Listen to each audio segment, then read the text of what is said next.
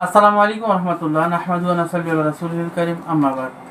প্রশংসা আল্লাহর জন্য, শান্তি অবতীর্ণ হোক রাসূলের উপর সাল্লাল্লাহু আলাইহি ওয়াসাল্লাম। আসলে মূলত পক্ষে আমাদের ভিডিওগুলো অনেকেই চুরি করে নিজেদের ফোন নাম্বার দিয়ে ইউটিউবে, টিকটকে ছাড়ে, ফেসবুকে ছাড়ে। আপনারা এই বিষয়টা একটু অবগত থাকবেন। আপনারা যারা অনলাইনে আমাদেরকে টাকা পাঠায়া দেন বা কাজ করান, তারা অবশ্যই আমার সাথে ভিডিও কলে দেখে তারপর কাজ করে নেবেন। আর যারা দরবারে এসে কাজ করাবেন, তারা অবশ্যই দরবারে এসে সাক্ষাতে আমার সাথে কথা বলে কাজ করাবেন। আমাদের দরবারের ঠিকানা নিশ্চিন্তিপুর মোহাম্মদিয়া পাক দরবার শরীফ, পলাশবাড়ি, গাইবান্ধা। বাংলাদেশের যে কোনো প্রান্ত থেকে রংপুর অথবা গাইবান্ধার গাড়িতে উঠে পলাশবাড়িতে নামতে হয়। পলাশবাড়িতে নেমে যে কোনো রিক্সা বা ভ্যানওয়ালাকে বললেই হবে আমি নিশ্চিন্তপুর মোহাম্মদী দরবার শরীফে যাব, বা উত্তর তেলের পাম্পের পূর্ব পাশে আমাদের দরবার শরীফ। আপনারা আসবেন, ইনশাল্লাহ এসে সেবা নিয়ে যাবেন, আমি আশাবাদ ব্যক্ত করতেছি। কারণ আর আজকে আপনাদের সামনে যে বিষয়টা আমি আলোচনা করলাম একটু আগেই, যে ওই যে ওনারা এসেছে হলো পাংশা থেকে, রাজবাড়ি পাংশা। মূলত ওনাদের সমস্যা ছিল, উনি আমাদের কাছে এসেছিলেন। এইদিকে করো, উনি আমাদের কাছে এসেছিলেন। ওনার স্ত্রীর উপরে মানুষ কালো জাদু বা ব্ল্যাক ম্যাজিক করে ওনার স্ত্রীকে নিয়ে গিয়েছিল। উনি আমার কাছে এসেছিলেন, ওনার সঙ্গে আরও একজন এসেছিল, ওনারা দুইজন এসেছিলেন। হ্যাঁ, এসে আমার কাছে বললো যে এই সমস্যা। আমি বললাম যে বাবা, ইনশাল্লাহ যদি আল্লাহ পাক চায় আপনার স্ত্রী আপনার কাছে চলে আসবে। কারণ আপনি আপনার স্ত্রীকে মন থেকে ভালোবাসেন, মোহাব্বত করেন, যার কারণেই সে চলে যাওয়াতে আপনি ব্যথায় ব্যথিত হয়ে সহ্য করতে না পেরে আমার কাছে ছুটে এসেছেন। আর আমিও দোয়া করি আপনার স্ত্রী যাতে চলে আসে, যার কারণে আমি ওনাকে যা তদবির দেওয়ার দিয়েছি। এবং আমি ওনাকে যে টাইমটা দিয়েছিলাম, আল্লাহ রহমত 7 দিন টাইম দেওয়া হয়েছিল আপনাকে। 7 দিন টাইম দেওয়া হয়েছিল ওনাকে। মালিকের ইচ্ছায় উনি 7 দিনের আগেই ওনার স্ত্রীকে ফিরে পেয়েছেন। এবং উনি আমাকে কথা দিয়ে গেছিলেন যে আমার স্ত্রী আসলে আমি আবার আপনার কাছে আসবো। উনি ওনার স্ত্রীকে সঙ্গে করে নিয়ে উনি এসেছে আমাদের কাছে, আলহামদুলিল্লাহ।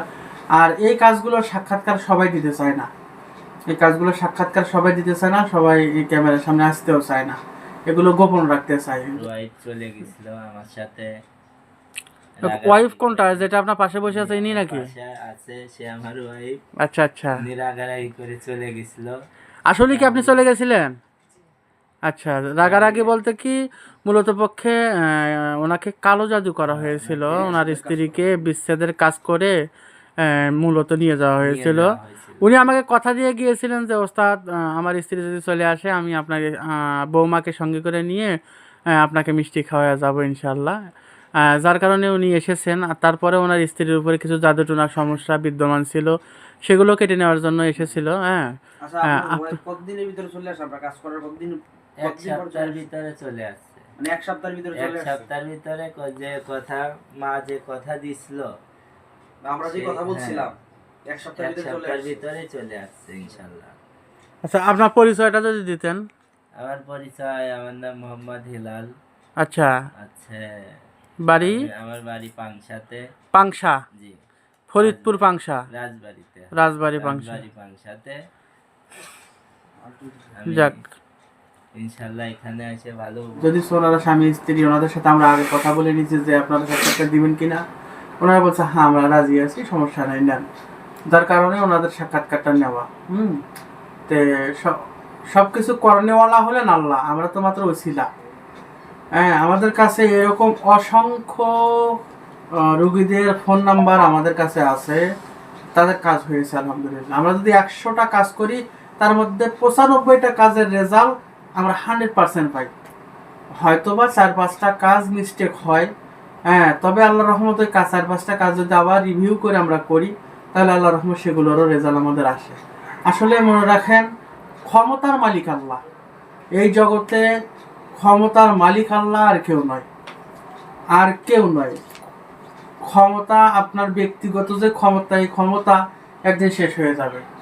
আমি উদাহরণ দিয়েছিলাম, যেমন ফেরাউনের ক্ষমতা ছিল, ক্ষমতা শেষ হয়ে গেছে। নমরুদের ক্ষমতা ছিল, শেষ হয়ে গেছে। আবু জাহেলের ক্ষমতা ছিল, শেষ হয়ে গেছে। আমাদের দেশেরও একজন ব্যক্তি ক্ষমতাসীন ছিল, তারও কিন্তু ক্ষমতা শেষ হয়ে গেছে। তো অতএব ক্ষমতার বড়াই করে লাভ নাই। আপন ক্ষমতা শেষ হয়ে যায়, তবে রবের ক্ষমতার শুরু আছে কিন্তু শেষ নাই। যে আমরা সেই রবের ক্ষমতার উপরে নির্ভর করে কার্য সম্পন্ন করি। রব যদি চায় তাহলে হয়, আর আল্লাহ যদি না চায় কোনোদিনই কোনো কবিরাজ শত চেষ্টা করেও সেই কাজ সম্পন্ন করতে পারবে না। আমাদের জন্য দোয়া করবেন, আমরাও আপনাদের জন্য দোয়া করি। সবাইকে আল্লাহ ভালো রাখুক, সুস্থ রাখুক, এই আশাবাদ ব্যক্ত করে আজকে এই পর্যন্তই। আসসালামু আলাইকুম ওয়া রাহমাতুল্লাহ।